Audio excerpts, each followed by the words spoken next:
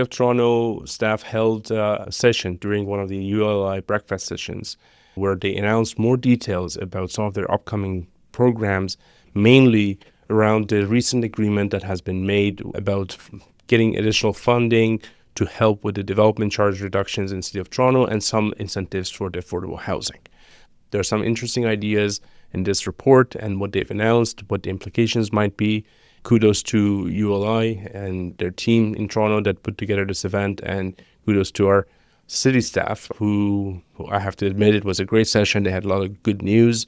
And as I was talking to Jack Sharma on the side, he mentioned that they've already pulled all the stops that at this point they can to try and help with the feasibility of some of these projects. Just to give a 10,000 feet picture of the event, like around March 30th, we heard a whole bunch of news announcements about Canada and Ontario partnership to build more houses, help with affordable housing, do some development charge reductions. And on June 23rd, they announced $1.5 billion worth of funding to come to Toronto.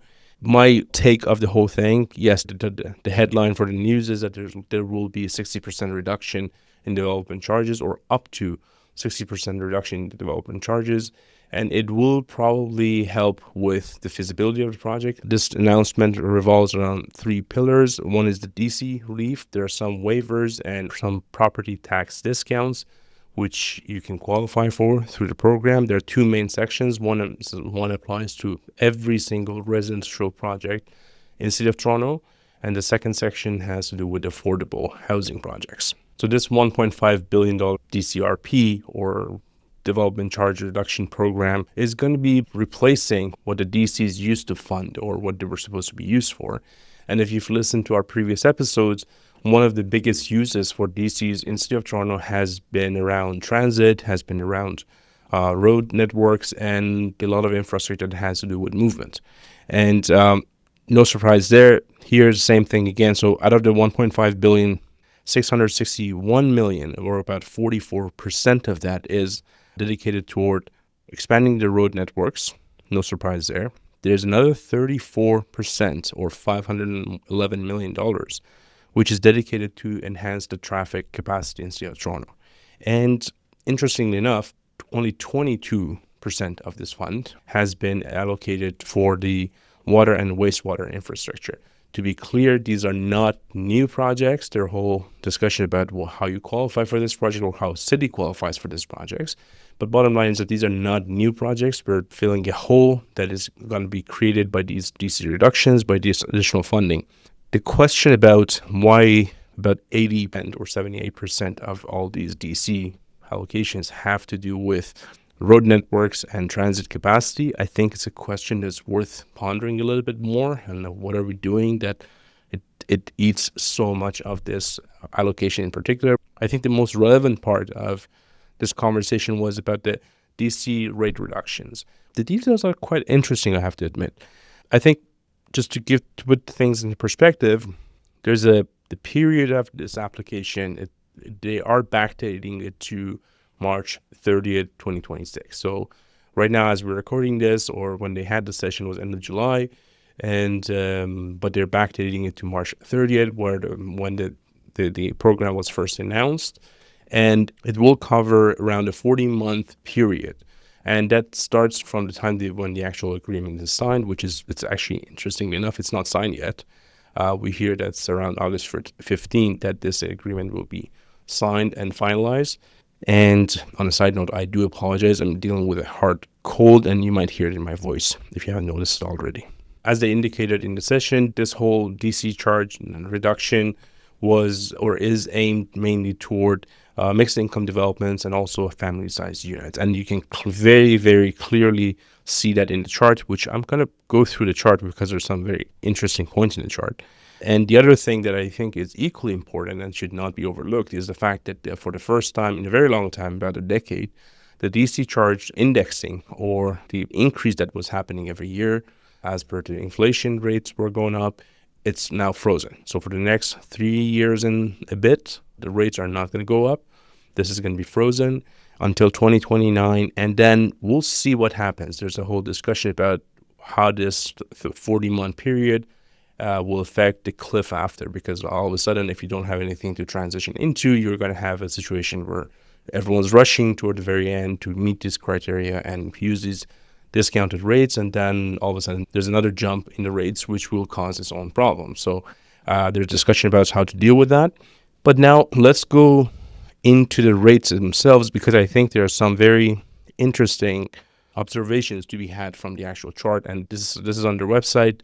I'll provide the address in the show notes. You can go download this, a free document that they've provided. Something that is interesting to me, and I think this is probably the first time that's happening, is that the way these 40% or 60% discounts are applied, and on the chart I actually don't see anything in between. So it's either 40% discount or 60% discount. For the first time, I think they're making 2-bedroom or 3-bedroom plus apartment cheaper from the DC perspective from a single bedroom or studio rental apartment on the rental side. On the rental side, you will be paying a little bit more than $20,000 in DCs for a studio or 1-bedroom apartment. But in the same category, if you look at a 2-bedroom or a 3+ bedroom, you're in the $18,000, $19,000, which is about 10% less than that. And it's actually interesting. It's a good incentive. It wasn't like that before. The larger units always had the bigger share when it came to the DCs, and this is the first time that it's actually reversed, at least in this particular case. Obviously, when you go from a rental project to a non-rental project, the DCs were always higher to begin with. So when you apply those 40 or 60% discounts, the absolute numbers are going to be larger in terms of the actual dollar value. I would say the bigger one, or the largest one that you can see, has to do with the singles and the semis, which previously you would be paying $137,000, almost $138,000 per unit for development charge. And that number has drastically dropped by a 60% discount, obviously, and it's now around $55,000, and that's $82,000 of reductions, or almost $83,000 of reductions on discounts. How effective will it be in incentivizing people to buy land and build and develop singles and semis in the city of Toronto? That remains to be seen. That's not a very practical product these days, and quite honestly, if someone's doing a semi or a single in the city of Toronto, they probably are not going to be hindered by that $80,000 difference. But nevertheless, it's a huge number. It's a good reduction.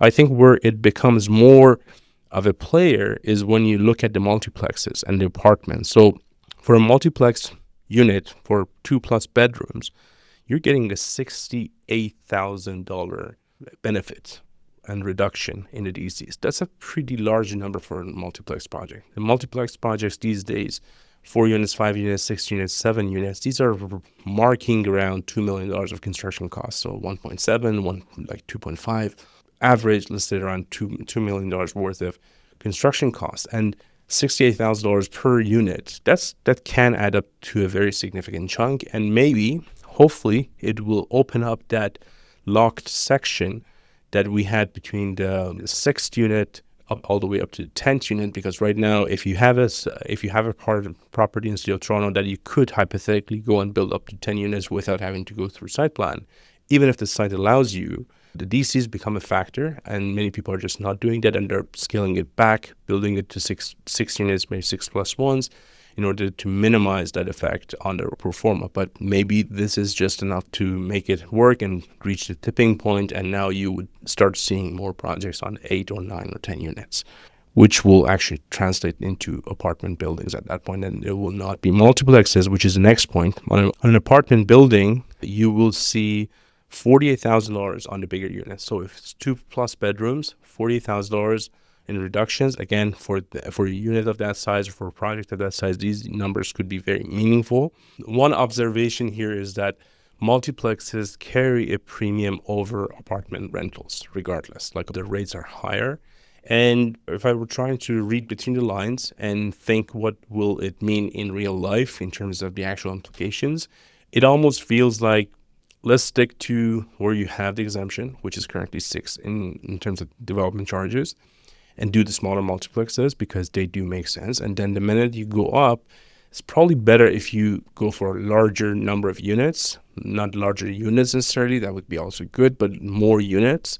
And again, You have to be mindful of your site capacity. You have to be mindful of the SPA triggers. And quite frankly, the minute you pass the SPA trigger, it's probably best if you push as much as you can. 10 will be very hard to make work.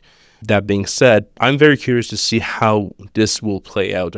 I haven't really seen projects that were penciling north of 6+1s at 8 or 9 or 10 units. I haven't really seen that many of them. I'm very interested to see if this changes could help that section. Not necessarily sure how this will land, but that would be a question I'll be watching out for. And like I mentioned before, the intent for this program is to push for larger units, family-size units. One point that I would like to make outside of this report, and just based on personal experience and looking at some of these projects, is that yes, larger units are good. It's great to have 3-bedroom units, but please, before proceeding, put yourself in the shoes of that renter or person who's going to live in that unit. If you're a family and you have a 3-bedroom unit, you need lockers, you need storage, you probably have to have a space for your strollers. You probably have some sort of a transport vehicle for a period of the year. So allow for that in your multiplexes. Unfortunately, we're seeing or hearing about projects that these units are coming to market, especially on the multiplex side, and they're not really collecting the rents they thought they would, because the unit itself is a good unit, but does not come with the complementary pieces, which in some instances can be deal breakers. That's another thing. In terms of the actual process, so the good news is that there's no actual process required or application required for you to be eligible to benefit from these DC charges. If you fall within this window of opportunity, the golden window, you will be automatically qualified to use these DC charges. The first building permit needs to be issued between March 30th, 2026 and August 2029. Okay, there are a couple caveats here, and I think it's an important caveat. They're backdating it, so if you've already pulled the permit after March 30th, you could still qualify for it. If you did it before that, obviously they had to introduce a cutoff point there, and you had it probably early in February or something, you will not, unfortunately, qualify for this.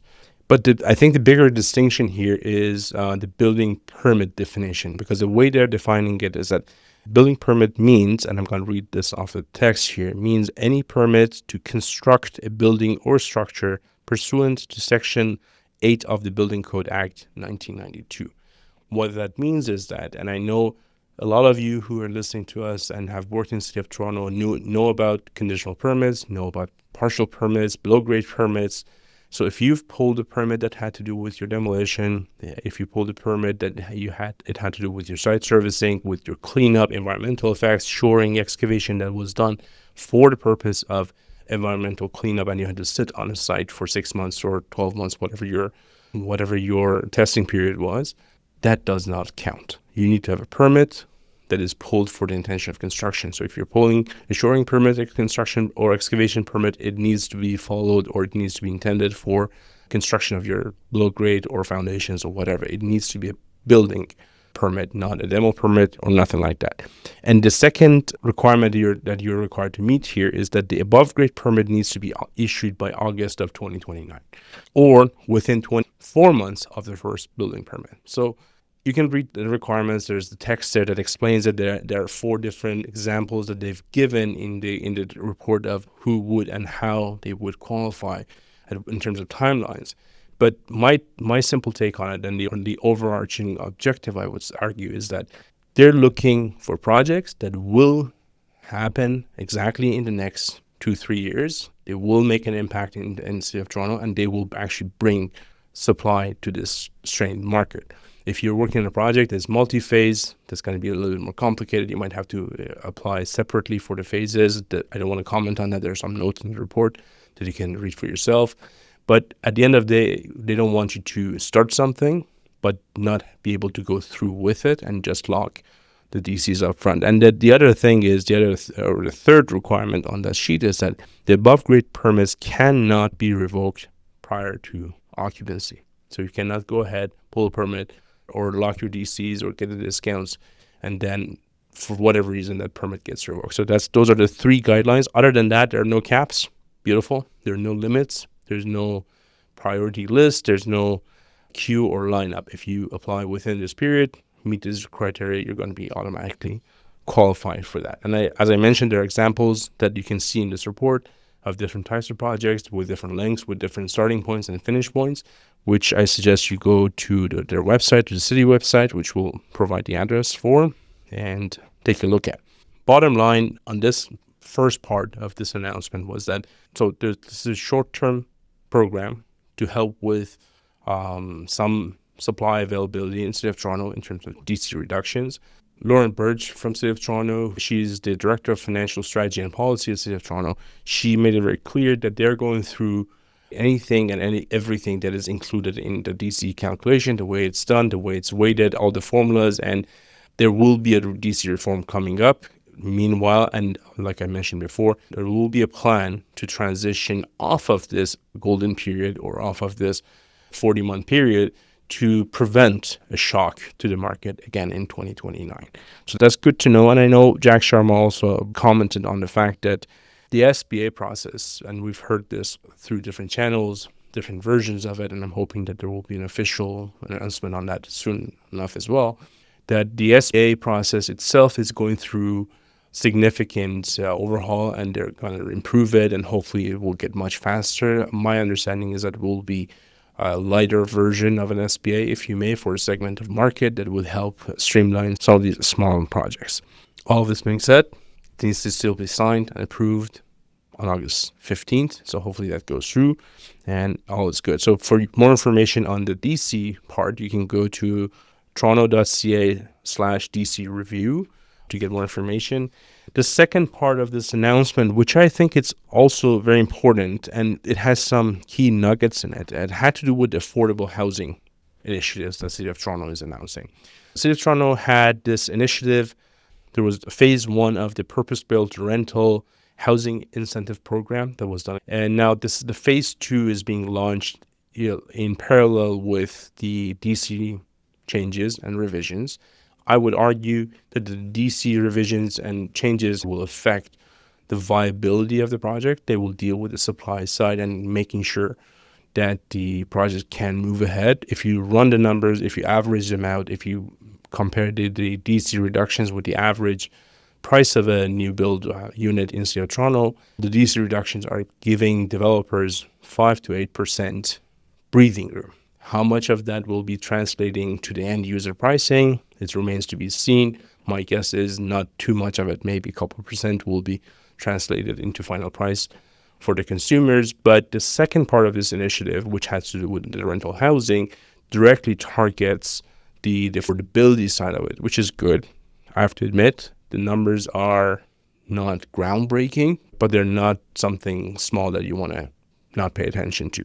So they presented some numbers from phase one of this. Phase one had 8,000 rental homes covered, and 2,000 of those were affordable rental units. And City had invested $654 million into these projects through different initiatives. A couple of interesting things that popped out to me is that the overall target, they actually succeeded. So the target was 20% affordable housing units. Somehow they managed to get 24. I'm interested on how that happened. I would like to learn more, because if you've ever done this exercise, it's really actually hard to make the 20% affordable work with the current market conditions and the rates that they require you to meet. The second thing that pops out to me, and it's really interesting, is that these 8,000 units, according to the document, is approved for incentives in 16 sites. So 8,000 units, incentives were 16 sites. If you do the rough math is that each of these sites probably had on average around 500 units, if I'm understanding this correctly. 500 units, 20% affordable. So 500 unit project, 100 affordable units. And this gives you a hint on the type of project or the scale of project that they're looking for and can potentially make numbers work. On a bigger scale, it seems like the projects are more able to absorb that 20% affordable and make it work. On phase two, the initiative from the city is aimed to support 10,000 new rental homes in the city of Toronto. And out of that 10,000, they still are looking for 2,000 units to be affordable with the definitions of the rates that are in the table.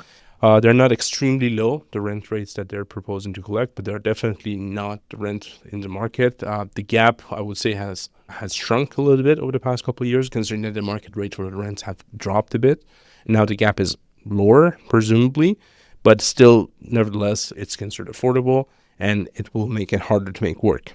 They're looking for projects that are large by the looks of it. And I believe that it was even discussed at the event itself. And I think it was Matt Hildert, who is the acting director of housing policy and strategy at City in Toronto, who mentioned that they are looking for bigger projects, and these are in hundreds of units then that would qualify.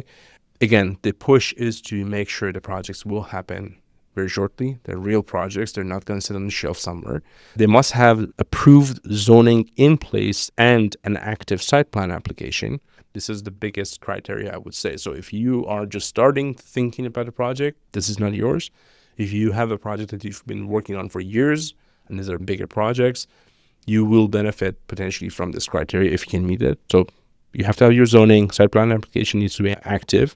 You need to be able to demonstrate a realistic path to get into construction within 12 months of the application. As far as I understand, right now the application opens on August 15. It will be open for 4 weeks, and presumably somewhere between August 15 and September 15, that 12-month clock will start ticking, and they want you to prove that you can start actually construction in a year. On top of that, you will get priority treatment if you can obviously provide the 20% affordable units, but also have community benefits, have gyms, daycares, anything that adds to the community that you're working at. To wrap up, the way they're going to prioritize these projects, because again, this is not the first one. The first one with the DC reductions all across the board, no caps, no limits.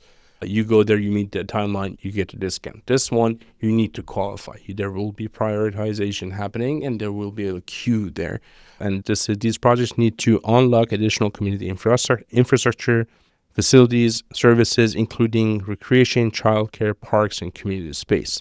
And they need to be transit-oriented and exist near existing modes of public transit. These are very big tickets that can help your project move forward. And you can learn more about this section by going to toronto.ca rental/rental supply, toronto.ca/rental supply, and so you can get more information about this program. I have to admit, these are all good moves. These are all good intentions. These are all good programs that we embrace from City of Toronto. I was very impressed, and there were a lot of bigger players in the room when this announcement was made, and the reaction was positive.